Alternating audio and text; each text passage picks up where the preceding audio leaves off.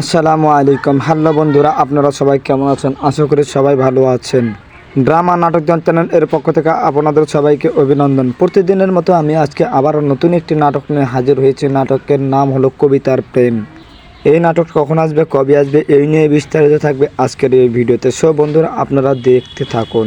বন্ধুরা, কবিতায় প্রেম একটি আসন্ন বাংলা নাটক, যেখানে প্রধান চরিত্রে অভিনয় করেছেন ফারহান আহমেদ জোভান এবং কেয়া পায়েল। নাটকটি রচনা করেছেন কথা সাহিত্যিক মাহতাব হোসেন এবং পরিচালনা করেছেন তপু খান।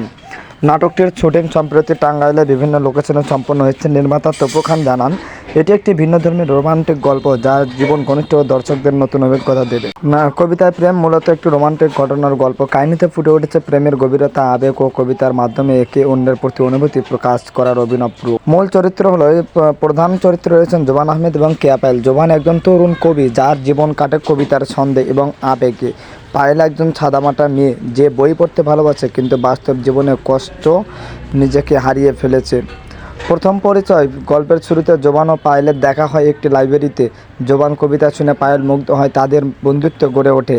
ধীরে ধীরে তারা একে অপরের প্রতি গভীর আকৃষ্ট হয়ে পড়ে। সংঘাত, কিন্তু তাদের প্রেমের পথে আসে না নানা বাধা। জোবানের কবিতার পেছনে লুকিয়ে থাকে তার অতীতের ব্যথা, যা তাকে হতাশাগ্রস্ত করে। পায়েলের পরিবার চায় না সে জোবানের মতো একজন অসম্পূর্ণ ভবিষ্যতের মানুষের সঙ্গে জড়াক।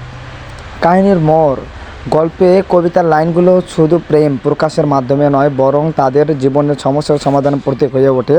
তারা একে অপরকে বোঝার এবং সমাজের নিয়ম ভাঙার জন্য সংগ্রাম করে।